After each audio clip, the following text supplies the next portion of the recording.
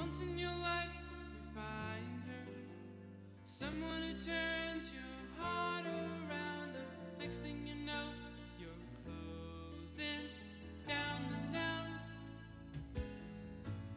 Wake up and it's still with you, even though you left her way across town.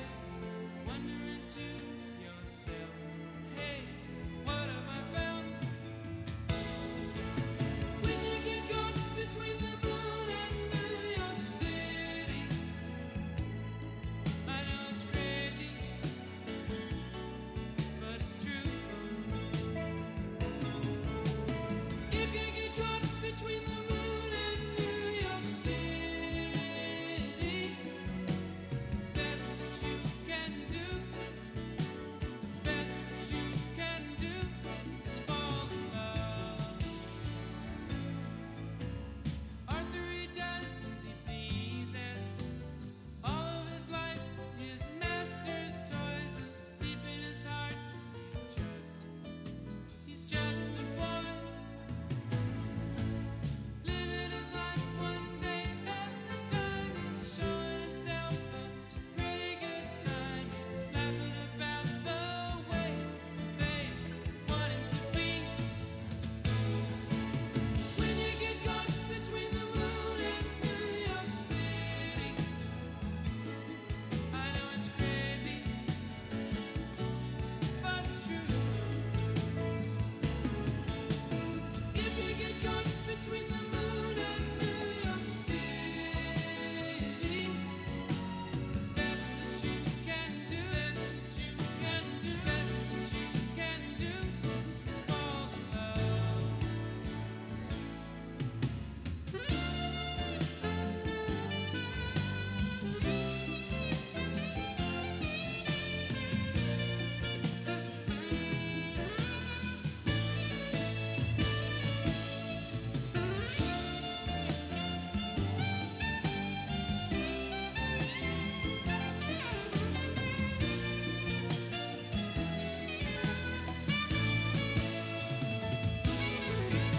When you get caught between the moon and New York City,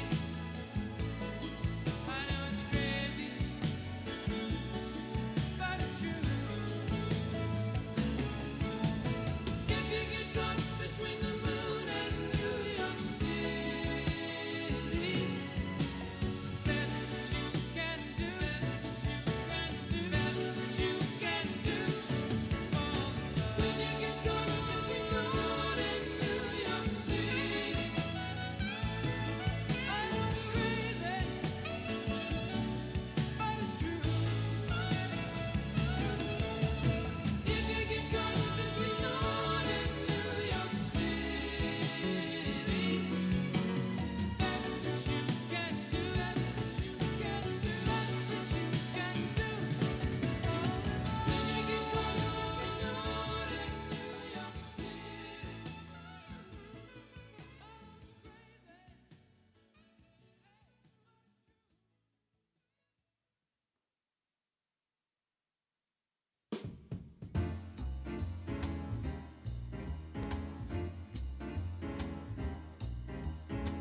They say the neon lights are bright on Broadway. They say there's always magic in the air. But when you're walking down that street and you ain't had enough to eat, the glitter rubs right off and you ain't nowhere. They say the girls are something else out here on Broadway. They're looking good, y'all, but looking at them just gives me the blues. 'Cause how are you gonna make some time when all you got is one thin dime, and one thin dime won't even shine your shoe on Broadway? They say that I won't last too long out here on Broadway. They say I'm gonna catch a Greyhound bus and try to make it home one day. But they are wrong, I know they are, 'cause the songs I'm singing are from my heart, and I ain't gonna stop until I'm a star.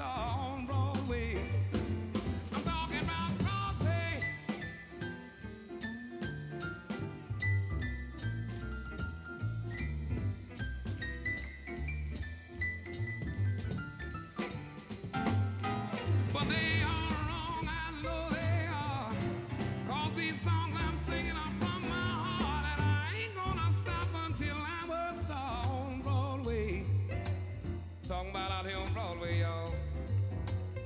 I'm gonna have my name up in lights down around Times Square somewhere, out here on Broadway, looking good on Broadway, feeling good on Broadway, on Broadway.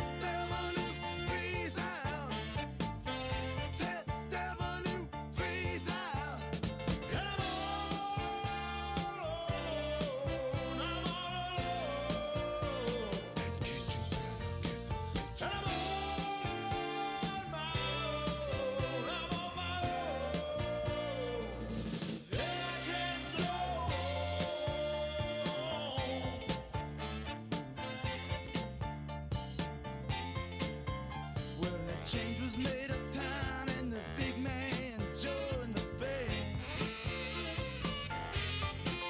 From the coastline to the city, all the little fellas raise their hands.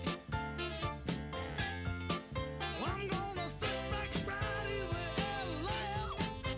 Well, the schooner and the big man plus the city in half. 10th Avenue freeze out. 10th Avenue freeze out. 10th Avenue freeze out. 10th Avenue freeze out. Talk about the Thelma. Ain't nothing but a Thelma. I'm talking about the Thelma. Ain't nothing but a Thelma.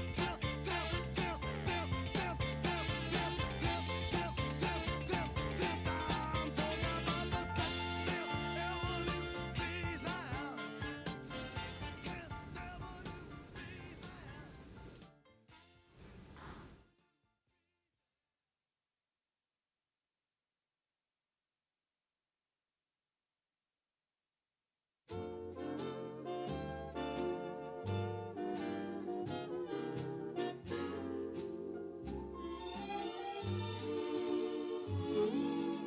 Like the folks you meet on, like to plant my feet on the Brooklyn Bridge. What a lovely view from heaven looks at you from the Brooklyn Bridge. I love to listen to the wind through her strings, the song that she sings for the town. I love to look up at the clouds in her hair. She's learned to wear like a crown. If you've been a rover, Journey's End lies over the Brooklyn Bridge. Don't let no one tell you I've been trying to sell you the Brooklyn Bridge. All the folks in Manhattan are sad, 'cause they look at her and wish they had the good old Brooklyn Bridge.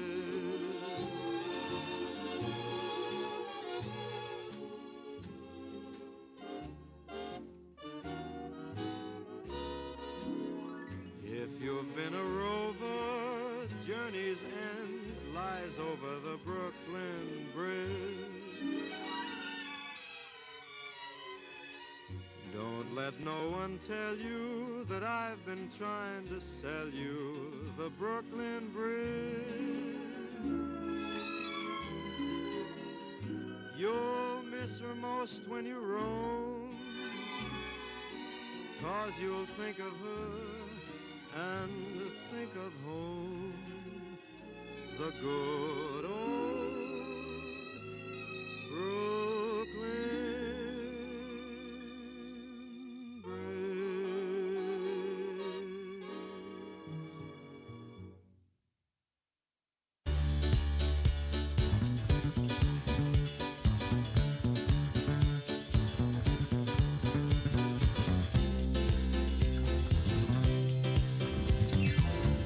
Baby, baby, with your heart, let's store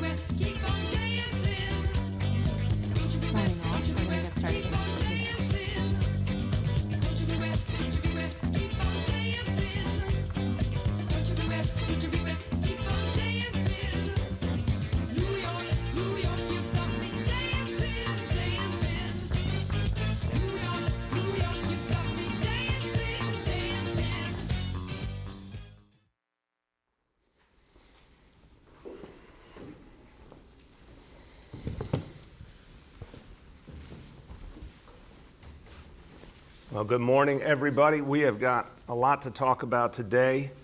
Important steps that we are taking to continue to move us forward as a city. Phase 3 has begun. It's begun well. There's a lot more to do to restart our city. And I'm going to be talking today about the crucial issue of childcare, something so many families need and are concerned about. We're getting ready to take a big step forward on childcare today. And I want to talk about the continued efforts to bring more fairness to this city, to bring more equality, to make sure that everyone has access to the things they need, and to really work on changing this city as we go forward. I'm going to talk today about broadband access. But before I do that, I want to focus again on the very troubling reality we saw this weekend in Harlem, in the Manhattan North Command. The work we have to do to address that issue and do so immediately. I want to thank State Senator Brian Benjamin, who convened community leaders from across Upper Manhattan. Over 50 leaders gathered yesterday in a Zoom conference. I participated along with members of my administration and key leaders of the NYPD. Very productive conversation on the things that we need to do immediately, not just with policing, but with community leadership, with the leadership of clergy, community organizations, elected officials, the Cure Violence movement, a host of ideas that are being worked on right now to get ahead of the situation for this coming weekend, including a strategy that's been used very effectively in the past by activists and community organizations, occupying the corners, occupying the blocks, a show of strength from members of the community to make clear that violence is not acceptable. A lot we want to do to help young people have positive alternatives, cultural and sports activities and family activities throughout the weekend that we're going to start to build right away, and opportunities for young people to talk about what they're going through. They've been through so much. They are hurting. A lot of them have been traumatized, and we need to help get those feelings out and work with them productively and let them not turn into a situation where a young person turns to the wrong influences or turns to violence. So a lot we need to do to provide more and better options, particularly for young people in Harlem, in Upper Manhattan, and a group of committed community leaders of and by and for the community who are ready to do this work with this administration, with the NYPD. We'll have more to say on that in the next few days, but a lot will be done preparing for this weekend to change the reality on the ground.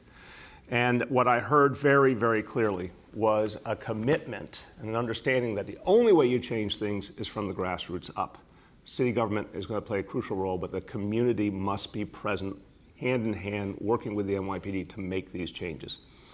I also want to say a crucial issue was worked on yesterday, which is the question of reopening our court system. This is one of the most important factors underlying some of the challenges we're facing right now. Commissioner Shea met with Chief Judge DiFiore of the state court system and the 5 DAs from the 5 boroughs to focus on how to speed up the reopening of the court system. A very positive, productive meeting with a focus on addressing gun violence. And we know one of the best ways we can address gun violence is to get the court system up and running, get gun prosecutions going again. Some real progress made yesterday, more to say in the coming days. Okay, now, let's go to where I started, some of the things we have to do right away as part of this restart to help our families keep moving forward, to help people get their livelihoods back, to help parents who've been through so much. I've talked to so many parents who are trying their best to support their kids, be at-home educators, still somehow either hold down a job or try to find a new job, try to make ends meet. It's been really, really tough for parents. So bringing back childcare is crucial. Now, during this crisis, there's been a very limited amount of childcare. 125 childcare programs have been up and running since April for essential workers' kids. But for everyone else, it's been a struggle. Today, the New York City Board of Health will be considering a plan to reopen childcare centers across the 5 boroughs next week. Now, this is over 3,000 childcare centers that could come online right away. And the Board of Health is looking at the data, looking at the facts, how to do this properly, how to do it safely. There's been a lot of conversation between the Board of Health and our health department and the child care providers over recent weeks. They are ready to go. They're waiting for that approval. And look, one of the things we see, thank God, is that the data consistently shows a low infection rate among children when it comes to the coronavirus. So hopeful that the Board of Health will be able to move forward today. Now, let's be clear. This is important because we want parents to have good choices for childcare, safe choices, to avoid the kinds of situations that not be as safe and might be unregulated. We want parents to know that the best quality childcare will be there for them. So strict safety requirements will be in place.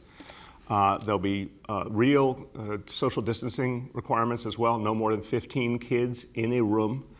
All kids, all staff will be required to wear face coverings. There'll be daily health screenings, regular cleanings constantly. Very careful regulation of any items that kids might use in common. So, for example, limited sharing of toys. We need to bring back childcare quickly and safely, and that's what we are working on as we speak. And we'll update you later on today on that vote by the Board of Health.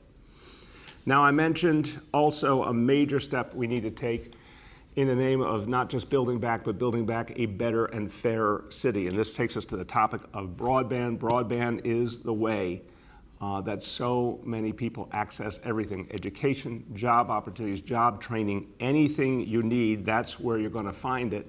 And yet for so many New Yorkers, there just isn't access. That digital divide is very, very intense. 1.5 million New Yorkers lack home broadband access. So this is something we have to go at head on. It's another tale of two cities, and it has been for a long time, and it's all bluntly about the profit motive. The internet companies have not attended to lower income communities. They have not done what's been asked of them to really, truly, fairly, equally make sure that everyone has access. So this is an issue that's been taken up by our internal task force on racial inclusion and equity. And the mandate of that task force is to use the tools of city government to work very quickly to make changes. We're looking at a lot of big structural changes we need to make in the city, but also we needed to make changes immediately to ensure maximum fairness and equity. That's what the task force is doing, and it's going to involve not only the actions of city government, but turning to the state of New York for help as well, because these internet companies have gotten away with something that's just inappropriate, it's unfair, it's not respectful of communities that have such great need, and we have to do something about that. So we're going to act in that spirit I've talked about, that spirit of redistribution. First of all, we're on the city level going to take resources that came out of the NYPD's capital budget and put it into broadband access for residents of public housing. Low-income New Yorkers who need that access, particularly young people who need that access. $87 million coming out of the NYPD capital budget to go into that broadband access. Combined with other resources, that will allow us in the next 18 months to reach 600,000 New Yorkers who right now do not have access. Also, another form of redistribution will be to demand more of companies that have really, really profited without doing what they should do for our communities. So we're going to fight for a new state law to force internet companies to actually pay the city of New York for the use of our streets. They're profiting, but they're not paying their fair share. We need them to pay, and we would use that money to provide even more broadband access for New Yorkers who don't have it. And here to talk about this initiative, the Deputy Mayor for our city, but also the co-chair of the Internal Task Force on Racial Inclusion and Equity, Deputy Mayor Phil Thompson. Thank you, Mr. Mayor. Many New Yorkers, as the mayor said, in the last few months, use the internet to work from home. Others use the internet to take classes or have a virtual doctor's appointment. The internet is more of a necessity these days than a convenience, and this will be even more true in the future.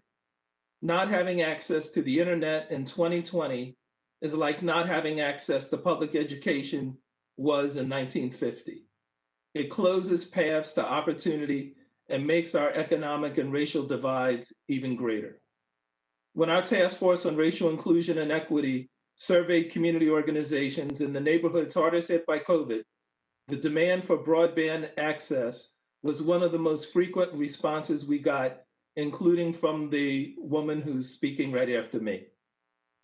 As the mayor stated, this $157 million initiative, which will leverage private investment as well, will expand low or no cost broadband access to 600,000 people in 18 months, including 200,000 NYCHA residents.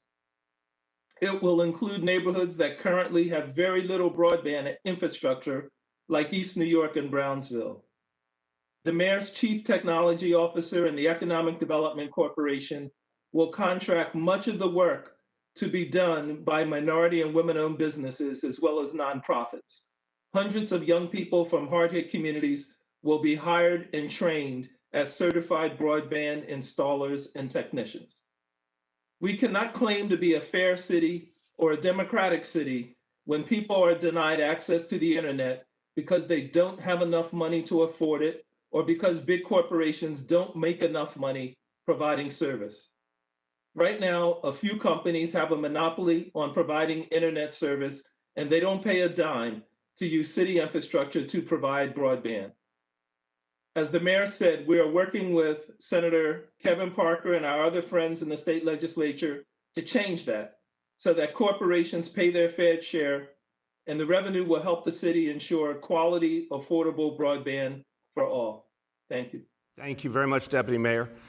And I want to turn to another leader who joined us on the conference call yesterday related to Harlem, but works to ensure the economic empowerment of people all over New York City. The New York Urban League for generations has fought for economic rights, for the economic rights of Black people, to make sure that not just was there progress on civil rights, but there had to be progress on economic rights as well. And the work of the Urban League is legendary for the impact it has made, and the leader in this city will now join us, the CEO of the New York Urban League, Arva Rice. Good morning. Good morning, and thank you, Mayor de Blasio, for that wonderful and warm introduction. When the mayor established the Task Force for Racial Inclusion and Equity, they were tasked with contacting community leaders to hear about our pressing issues and ways that COVID-19 had impacted our communities and business operations. At that time, I was being asked to participate in a lot of surveys, but I took special care in completing this one because when activated correctly, government policies and practices can positively change people's lives. The mayor had appointed the First Lady and Deputy Mayor Phil Thompson to lead this effort. So I believe that the leadership was in place with the political will to address one of the issues I was compelled to address in my survey. COVID-19 had exacerbated the digital divide that we already knew existed. The divide was keeping our 1.1 million public school children from being able to complete schoolwork that went from in-classroom to 100% virtual studies over the course of a weekend.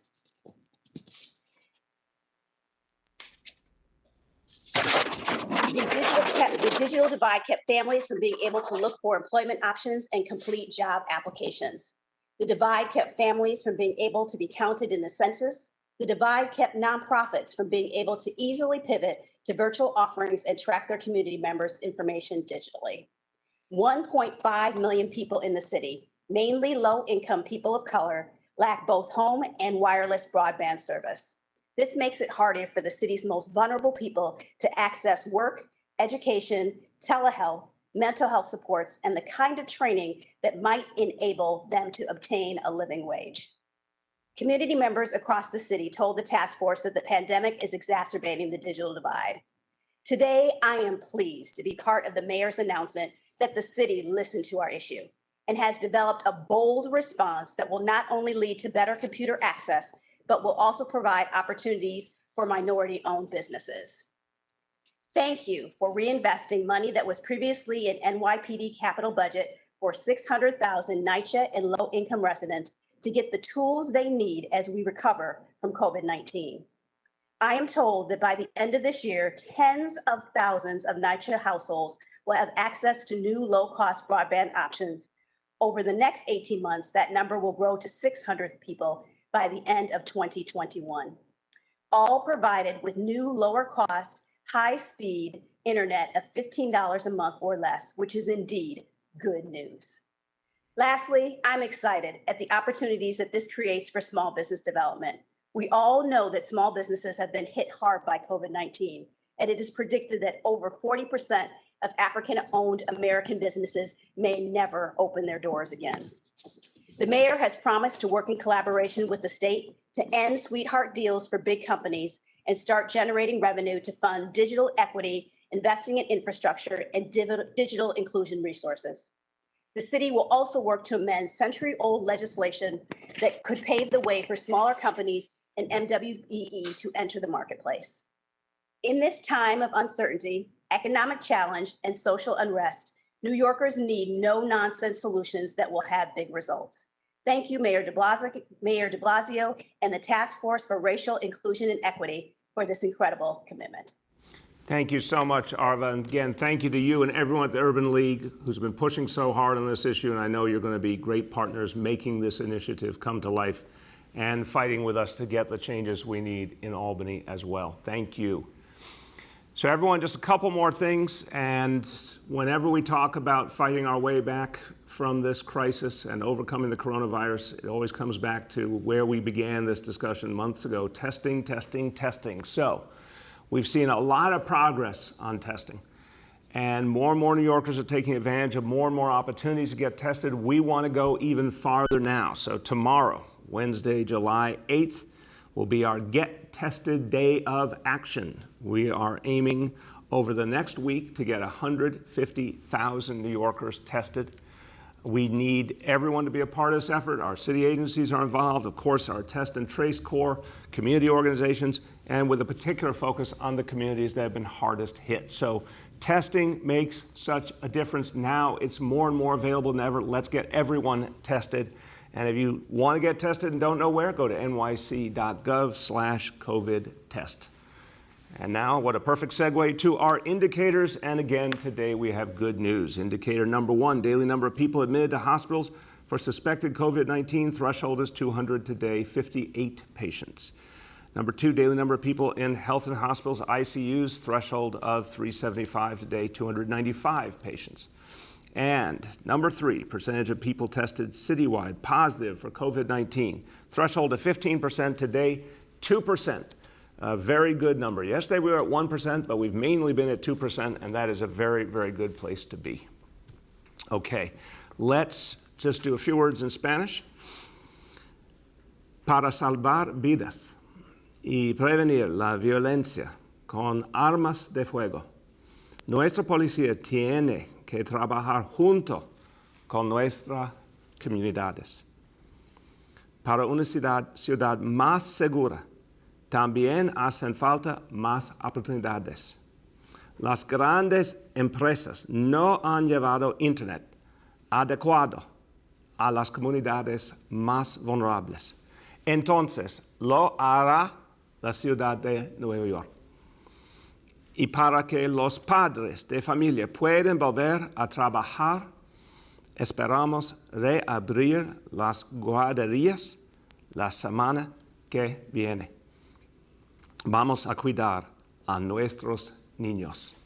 With that, let's turn to our colleagues in the media, and please let me know the name and outlet of each journalist.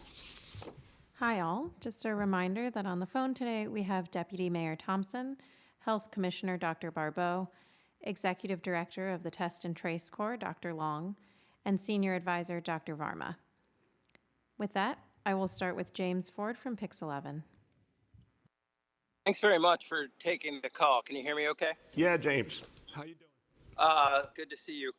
This, I suppose, is a question for you and for the health commissioner. Can you give us more details about childcare, like how the decision will be made as to how the opening goes, which centers open? I just feel like we got only kind of cursory information. And I know it's a little early, but can you just provide us some more details, both of you, if you could? Sure, James. Well, I'll start and I'll pass to the commissioner. So this is something that's been worked on for weeks now by the health department, which regulates the child care centers. getting the centers ready, having the conversations about what they need, what's going to work, what's going to keep everyone safe. Everything's safety first. Let's just keep saying that. Everything begins with the safety question. How do we keep everyone involved safe? How do we make sure we continue to fight back the coronavirus? But the restart is moving along now. We're in phase 3. A lot of people are looking forward to going back to work. They need their livelihood. A lot of the support that came in from the federal government's running out. Folks need to get back to work, and the only way they can do it is with childcare. So a lot of careful work has been done leading up to this vote by the Board of Health. And the commissioner will now give you a little more flavor of the kinds of precautions that are being taken. Commissioner. Thank you, Mr. Mayor.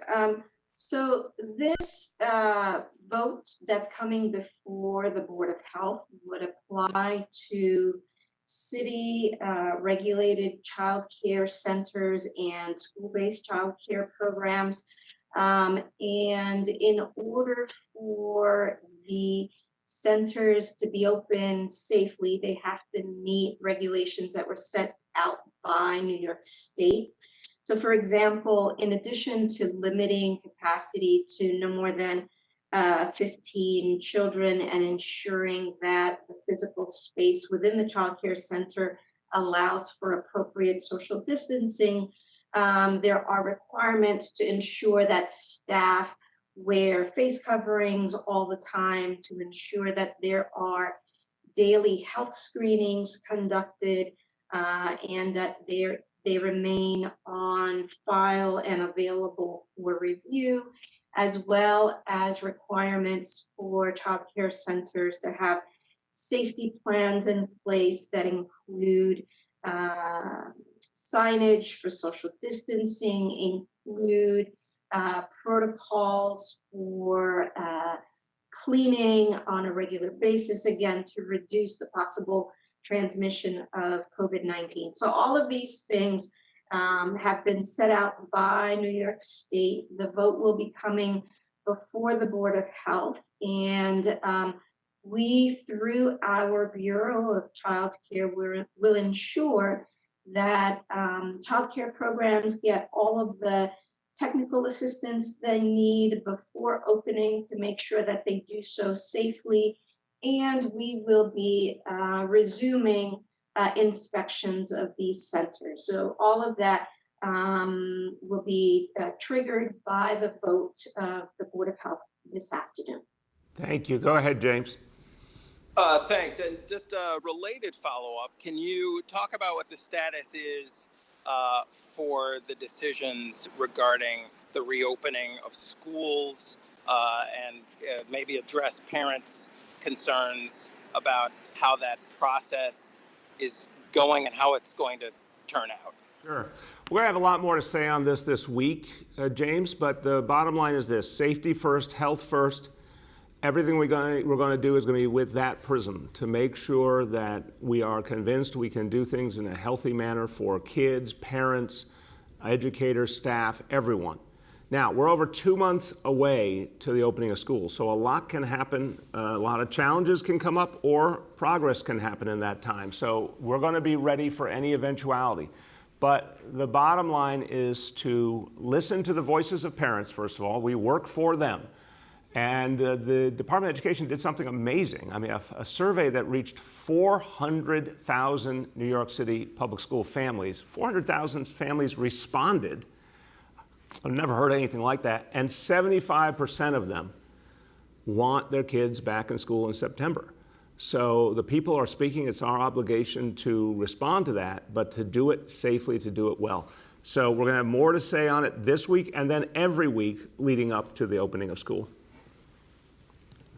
Next, we have Henry from Bloomberg. Hello, Mr. Mayor. How are you doing? Good, Henry. How are you? I'm okay. I'd like to get back to this child care thing because we haven't really heard too much about this. These centers, does the state have ultimate authority on opening these centers, or does the city have ultimate authority? Does the state have any role to play? Can you be overruled in this? So, Henry, I'll do the very broad strokes and I'll turn to Commissioner Barbeau. The state has set out different standards depending on what part of the economy or what part of government service we're talking about. And in this case, there's been, I think, deference is a good way to say it, to the local level within broad parameters. So we constantly confer with the state, but in many matters, as you know, the state says localities decide what makes sense in your case within broad guidelines.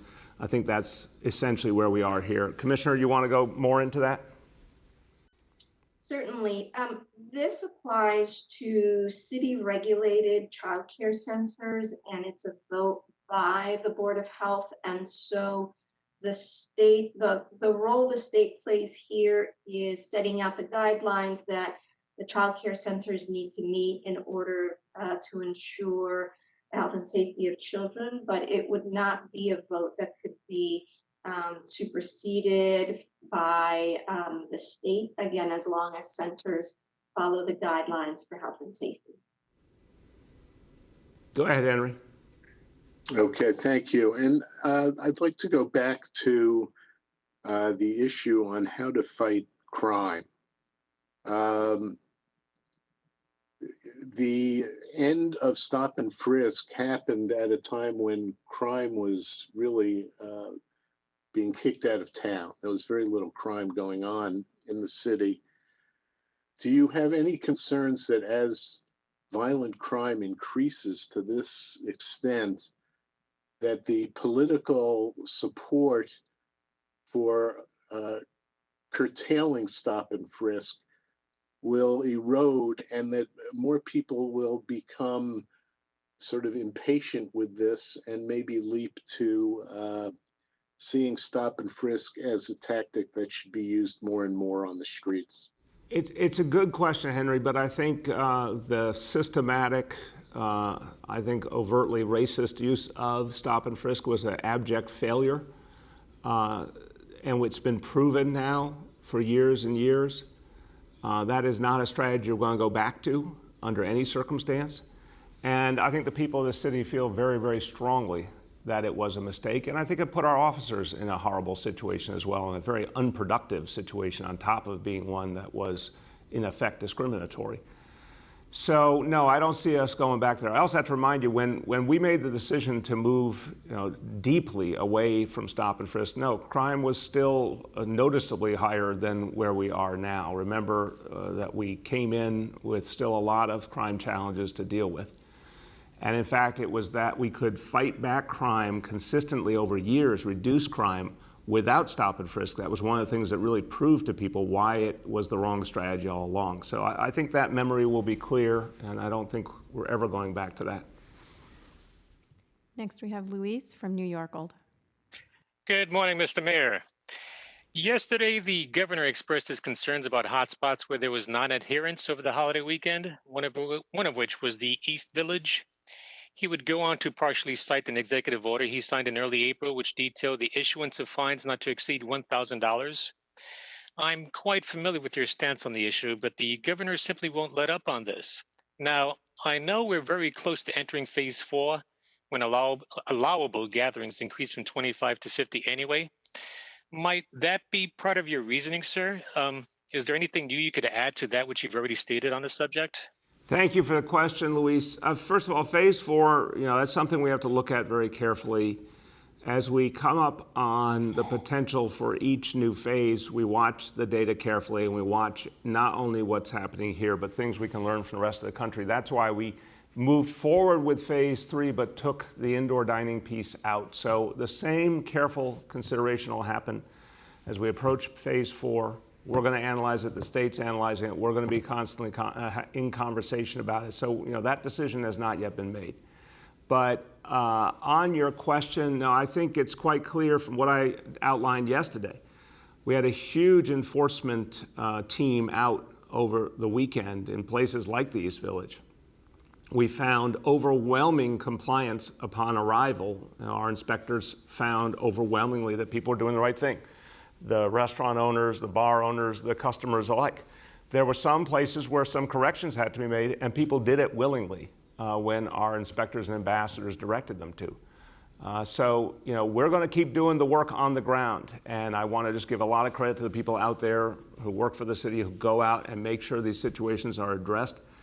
And I give real credit to everyday New Yorkers who want to get it right. The vast majority of New Yorkers understand it's their obligation to keep everyone safe, and they're doing it.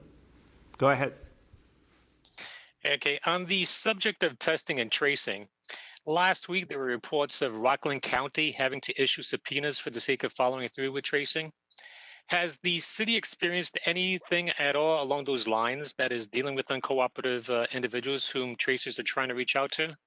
I'll start, Luis, and then Dr. Ted Long, who's executive director of the Test and Trace Corps, will jump in. Now, I would say the general answer is no. Our approach has not been a coercive approach. Our approach has been an embracing approach to, encourage people to get tested, encourage people to share contacts with us, reach out to those contacts in the spirit of keeping everyone safe, them and their families and everyone.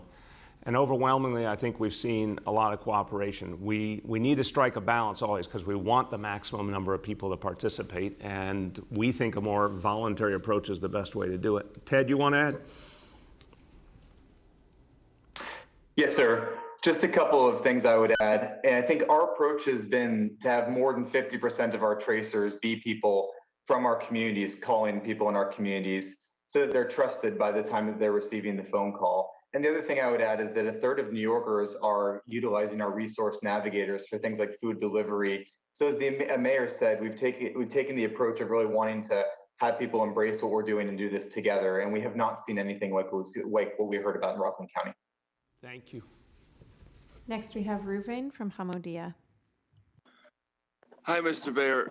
In discussing the increase in shootings, you mentioned specifically the courts being closed, while the other police officials mentioned what they call the diaphragm law and the bail reform, in addition to the courts being closed.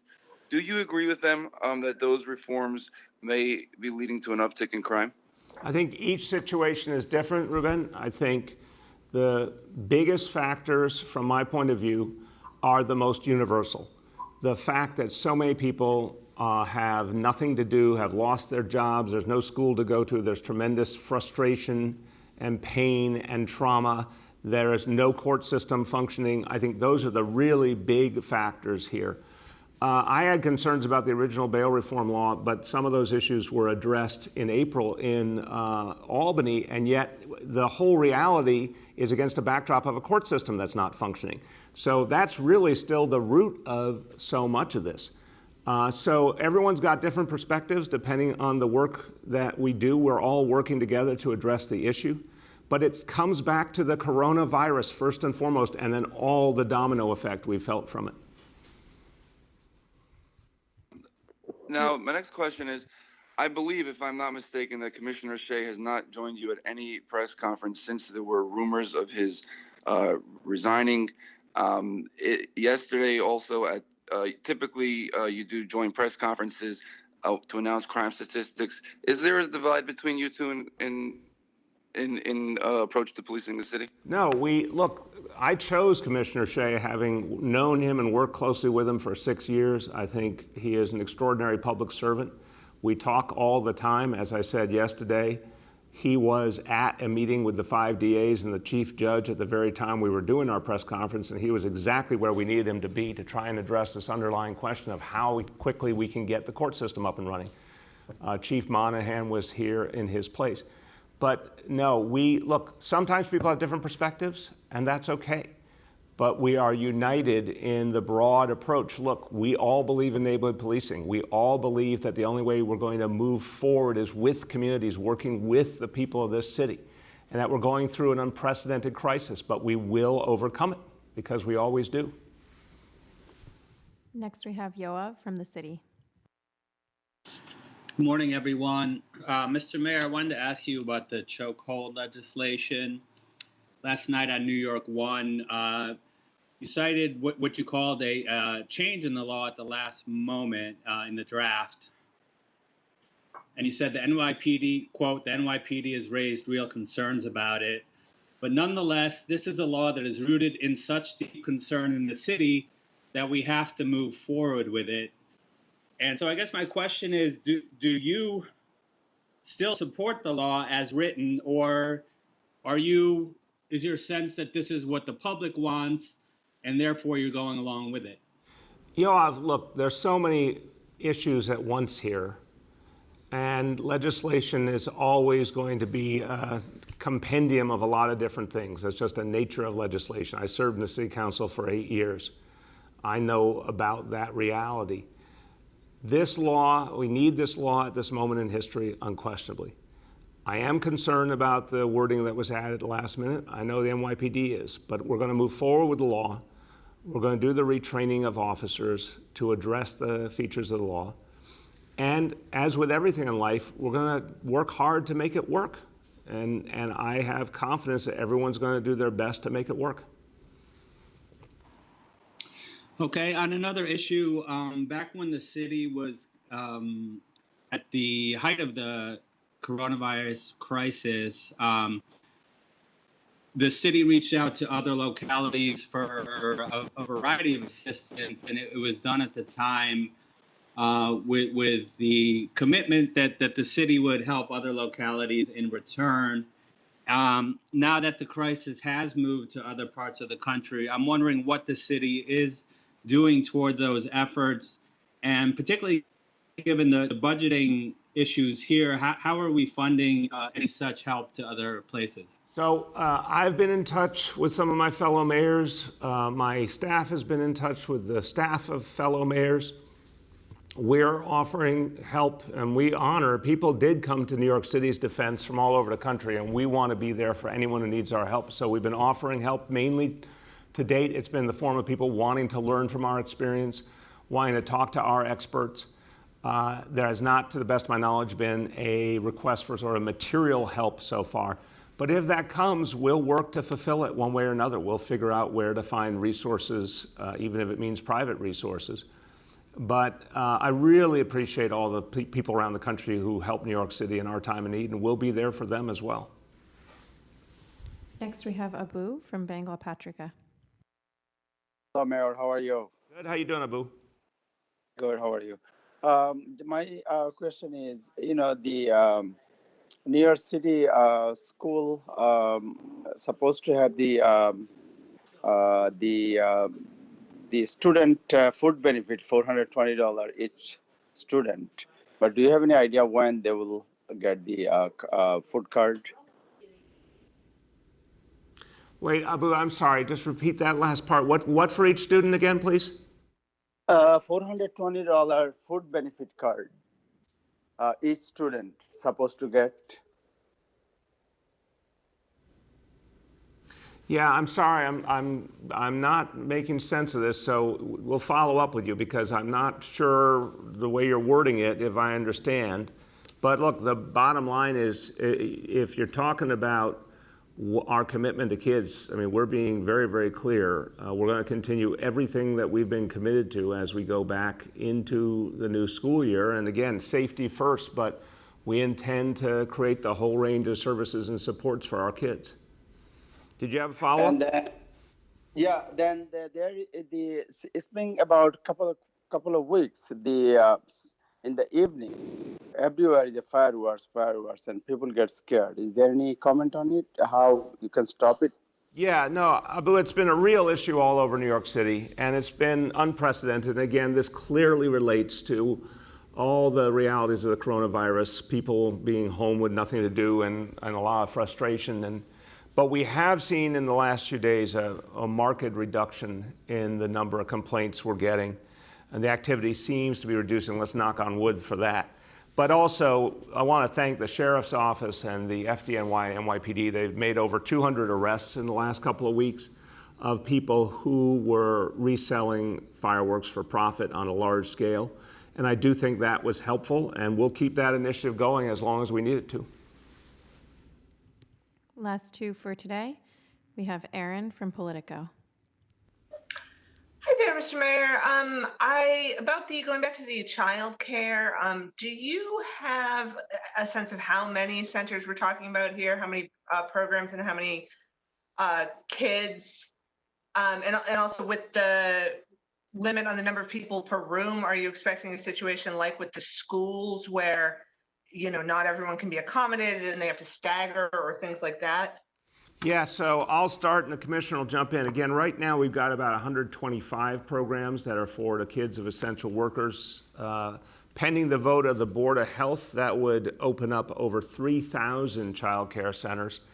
And I think, Aaron, my common sense answer, Dr. Barbeau can give you a more expert answer, but my common sense answer is we're going to see, of course, reduced amount of kids because they have to create the social distancing. On the other hand, you got a whole lot of families right now who are not back to work and will keep their kids home for the foreseeable future. So to some extent, I think it'll strike a balance. But Dr. Barbeau, you want to add? Yes, thank you, Mr. Mayor. So as the mayor said, this would apply to roughly 3,000 childcare centers with an overall capacity of about 150,000 children.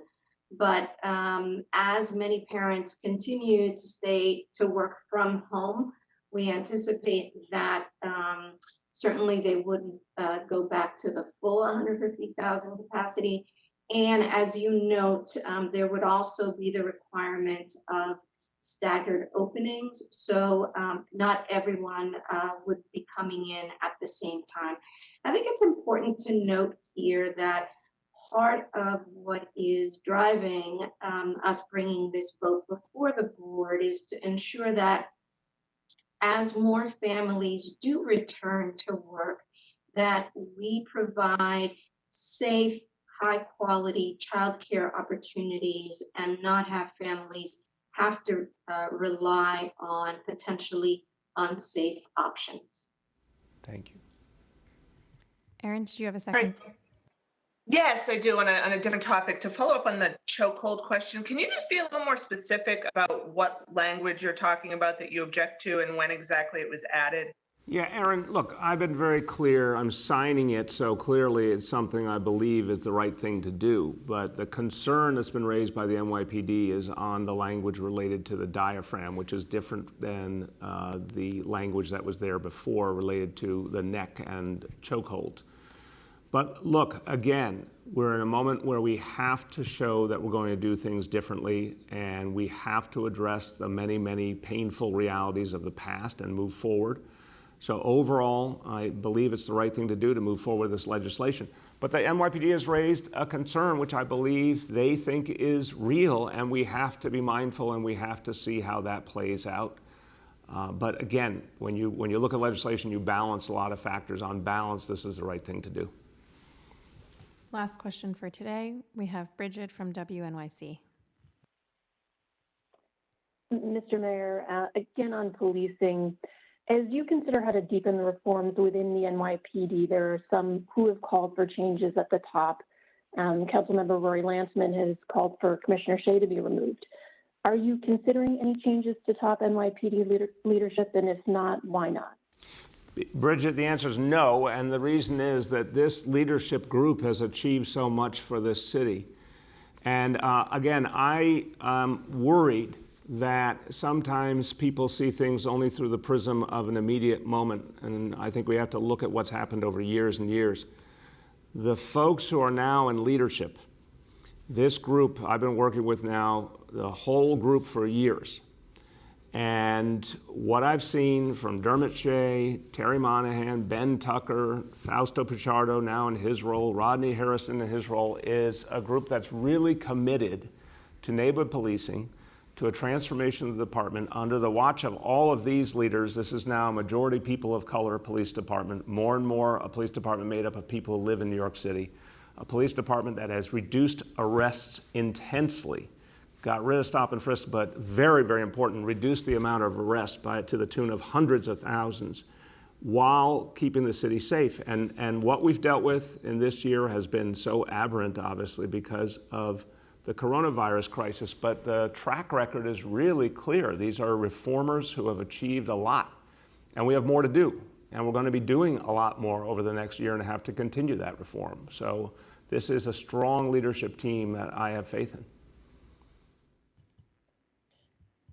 And then separately on the and the daycare center reopenings.